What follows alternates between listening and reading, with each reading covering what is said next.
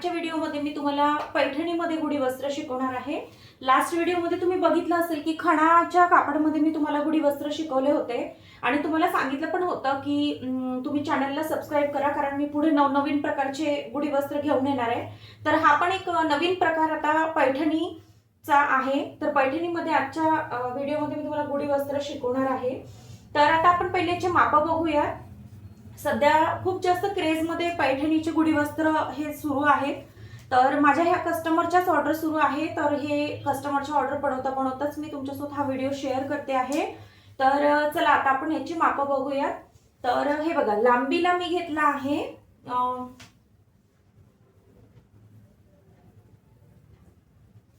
लांबीला घेतलाय मी 32.5 इंच। 32.5 का घेतलाय, कारण आता आपल्याला इथे दोन्ही बाजूनी फिनिशिंग करायला लागेल। तर फिनिशिंग मध्ये आपला अर्धा ते 1 इंच आपला जातो, म्हणून मी 32.5 घेतलाय। आणि इथे उंचीला घेतला आहे 27.5 इंच। 27.5 तर 27.5 पण याच्यासाठी घेतलंय कारण आपलं हे वरचं जे आहे ते अर्धा इंच जोडण्यात जाईल आणि 27 इंचाची प्लस त्याला कॅप अशी आपली गुढी तयार होणार आहे। आता काय करायचं, आता ही जी बाजू आहे ही आता बघा याचे धागे निघणार जर आपण याला फिनिशिंग नाही दिली तर याला या भागाला मी एक फिनिशिंग देऊन घेते आणि परत या भागाला पण मी आता फिनिशिंग देते। तर या दोन्ही भागाला मी आता फिनिशिंग देणार आहे। आणि याला एक लेस आहे माझ्याकडं गोल्डन कलरची, ती लेस पण याला लावून घेणार आहे।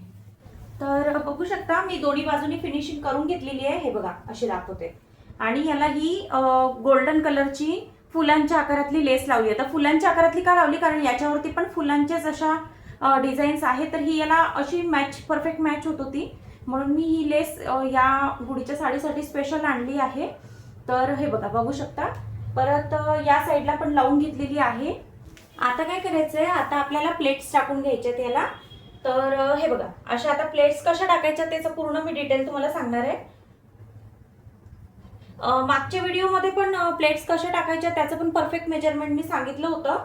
आता ही सिल्कची साडी आहे, तर या सिल्कच्या साडीवरती प्लेट्स कशा प्रकारे टाकायच्या ते सांगणार आहे। मागचा जो व्हिडिओ होता तो खणाच्या कपड्याचा होता, त्यामुळे त्याच्या मेजरमेंट्स मी तुम्हाला तशा सांगितल्या। आता याच्यामध्ये पण मी अगदी सोप्या पद्धतीने तुम्हाला प्लेट्स टाकायच्या सांगणार आहे। हे बघा आता ही जी एक आहे ही प्लेट्स मी टाकली आहे। ही बरोबर एवढा जो अंतर आहे हा 2 इंचाचा आपला आला पाहिजे। हे बघा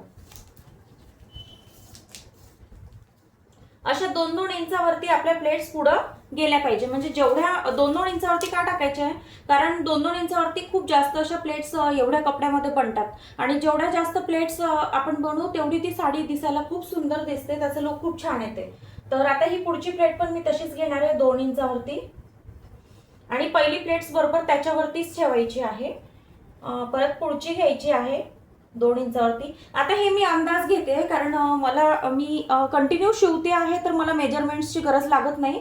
पण जर तुम्हाला लक्षात नाही आलं शिवताना की आपलं जर कमी जास्त होत आहे तर तुम्ही 2-2 इंचावरती मार्किंग करा आणि मग प्लेट्स टाका, म्हणजे जेणेकरून तुमच्या एकसारख्या प्लेट्स येतील। आता मी कंटिन्युअसली ह्या साड्या शिवते, म्हणजे आता माझ्या टोटल ज्या खणाच्या साड्या आहेत जे मी तुम्हाला मागच्या व्हिडिओमध्ये शिकवली त्याच सिंगल लेअर आणि डबल लेअरच्या मिळून माझ्या 36 साड्यांची ऑर्डर मला बल्क ऑर्डर दिली एका कस्टमरने।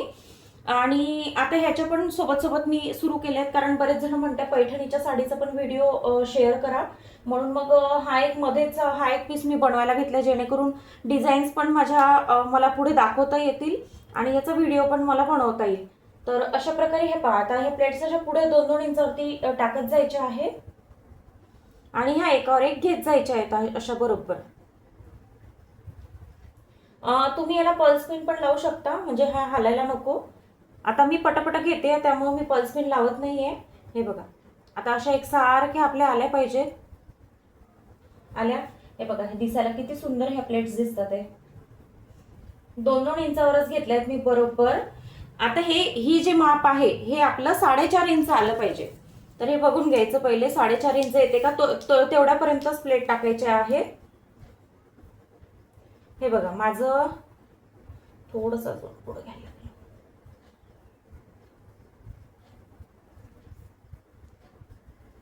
बरोबर 4.5 इंच माझं आलेलं आहे। आता हे 4.5 इंचाचं आलं आहे। 4.5 इंचाचं आल्यामुळे हा जो आपली जी कॅप आहे वरची ही आपल्याला थोडी मोठी घ्यायला लागतं. तर हा जो कापड आहे मी हा 5.5 बाय 5.5 इंचाचा कट केला आहे. असे 2 कापड मी कट केलेले आहेत, हे कॅपसाठी कट केले. तर आता मी काय करते, पहिले याला शिलाई करून घेते आणि मग कॅप कशी जोडायची ते तुम्हाला सांगते.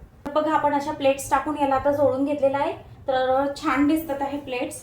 आता काय करायचं, आता हे बघा, हे जे 2 आपण 5.5 बाय 5.5चे कापड जे कट केले होते त्यातल्या एका कापडाला मी फिनिशिंग करून घेतली आहे. सरळ साडीवर हा उलटा कपडा ठेवायचा आहे आणि हा थोडा पुढं घ्यायचा आहे, म्हणजे पाव इंच पुढं घ्यायचं आहे आणि बरोबर याला शिलाई करून घ्यायची आहे. हा पाव इंच का पुढं घ्यायचा आहे, कारण हा आपल्याला असा पलटी करायचा आहे. पलटी केल्यानंतर तो असा होईल, म्हणजे आपल्याला हा पाव इंच इकडे जाईल. असं झाल्यानंतर परत याच्यावरती दाबटीप द्यायची आहे. तर मी काय करते, याला पहिले पाव इंचावरती असं शिवून घेते आणि याला पलटी करून याच्यावरती दाबटीप देते.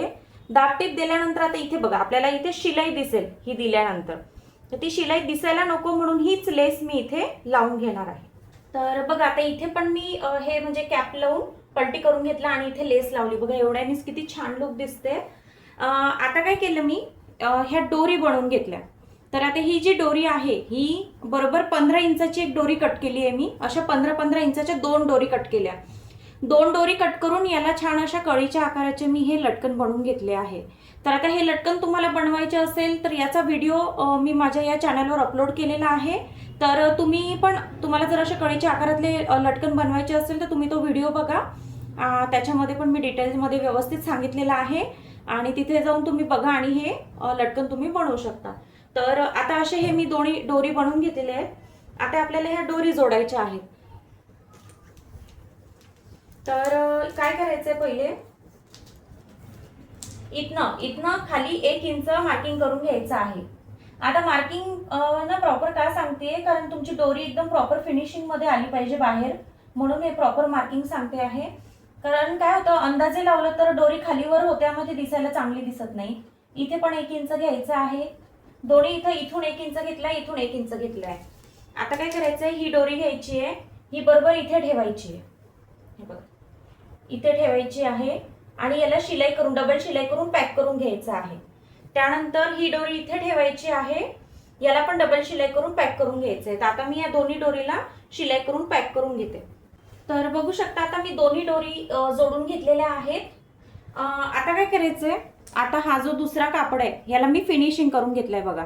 आता हा फिनिशिंगचा कापड काय करायचा आहे, असा ठेवायचा आहे, म्हणजे असा उलटा ठेवायचा आहे आणि ही जी फिनिशिंग केलेली आहे ही खाली आली पाहिजे आणि उलटा हा कापड ठेवायचा, सरळ बाजू ही खाली आहे.